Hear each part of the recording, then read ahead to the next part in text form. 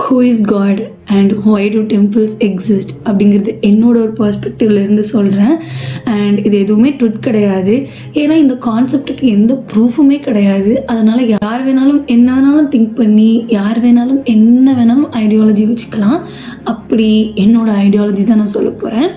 So who is God? நாம தான் God. ஏன் நாம தான் காடு நான் சொல்கிறேன்னா, எக்ஸாம்பிள் நமக்கு ஒரு ப்ராப்ளம்னு வரப்போ நம்ம கோவிலில் போயிட்டு கடவுள்கிட்ட வேண்டுவோம், என்னை எப்படியாவது இந்த ப்ராப்ளம்லேருந்து காப்பாற்றிடு அப்படின்னு. அந்த டைமில் ஒருத்தங்க வந்து நமக்கு ஹெல்ப் பண்ணுவாங்க. இதை நம்ம ஒரு சில பேர் எப்படி பார்க்குறோன்னா, கடவுள் தான் அனுப்பி வச்சாங்க, இதெல்லாம் அப்படி மேஜிக்காக நடந்துருச்சு அப்படின்னு. இதை நான் எப்படி பார்க்குறேன்னா, இந்த உலகத்தில் இவ்வளோ பேர் இருந்தும் எல்லாரும் அவங்கவுங்க லைஃப்பை பார்க்குறப்போ அந்த ஒரு பர்சன் கைண்ட்னஸை சூஸ் பண்ணி உங்களுக்கு ஹெல்ப் பண்ணணும் அப்படின்னு நினைக்கிறாரு. அண்ட் அவருக்கு உங்களுக்கு ஹெல்ப் பண்ணுங்கிறதுக்கு எந்த அவசியமும் இல்லை, ஆனாலும் அவர் பண்ணுறாரு. அப்போ அவருக்கு எவ்வளோ ஒரு நல்ல குணம் இருந்திருக்கும். ஸோ அந்த கைண்ட்னஸ் தான் காட் அப்படின்னு நான் நினைக்கிறேன். And then why do temples exist? பொதுவான கருத்து என்னென்னா, நம்ம கடவுளை தேடுற இடம் தான் டெம்பிள். ஆனால் நான் இதை எப்படி பார்க்குறேன்னா, ஒரு மனுஷன் நினச்சா என்ன வேணாலும் பண்ண முடியும், அவனோட சப்கான்ஷியஸ் மைண்ட் நினச்சிதுன்னா. ஃபார் எக்ஸாம்பிள் 7ஆம் அறிவில் டாங்லி பண்ண வரல, கண்ணாலே எல்லாத்தையும் கட்டுப்படுத்துறது, இதெல்லாம் ஆக்சுவலி மனிதராலே முடியும். அந்த காலத்தில் பல சித்தர்கள் மேபி பண்ணியிருந்திருக்கலாம். நமக்கு தான் ஹிஸ்ட்ரியே இல்லையே, முன்னாடி இருந்த ஹிஸ்ட்ரிஸ்லாம் நிறைய அழிஞ்சு போச்சு.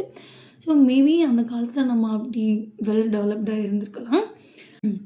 ஸோ அந்த மாதிரி ஒரு குணாதிசயம் நமக்கு இருக்கணும்னா அதுக்கெலாம் நிறைய டெடிகேஷன், நிறைய மெடிடேஷன், நம்மளோட உள்ளுணர்வு, உள் எனர்ஜியெல்லாம் நிறைய நம்ம வந்துட்டு ஆக்டிவேட் பண்ணணும். அதுக்கு நமக்கு ஒரு டிஸ்ட்ராக்ட் இல்லாத ஒரு இடம் தேவைப்படுது. நமக்குள்ளே இருக்கிறத, தூங்கிட்டு இருக்கிறத தட்டி எழுப்புறதுக்காக தான் மேபி அவங்க அப்போ டெம்பிள் கட்டியிருந்திருக்கலாம்.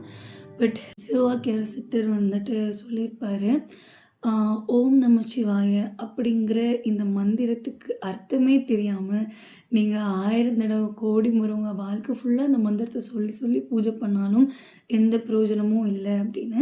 ஸோ நான் நினைக்கிறேன், முதல்ல கடவுள்னால் என்ன நம்ம தெரிஞ்சுக்கணும், அதுக்கு ஒரு டெஃபினேஷன் இருக்கணும், மனிதனுக்குள்ளே எவ்வளோ ஒரு பவர் இருக்குது அப்படின்னு நாம் நல்லா தெரிஞ்சுக்கிட்டோம் அப்படின்னா கேன் ஃபேஸ் எனி ப்ராப்ளம். நம்ம டிப்ரெஸ்டாக தேவையில்லை, பயப்பட தேவையில்லை அப்படின்னு நான் நினைக்கிறேன். ஸோ கன்க்ளூஷன் என்னென்னா, கடவுளை தேடாமல் நாம் கடவுளாக ஆக்ட் பண்ணணும் அப்படிங்கிறது என்னோட ஒரு குறிக்கோள். That's it.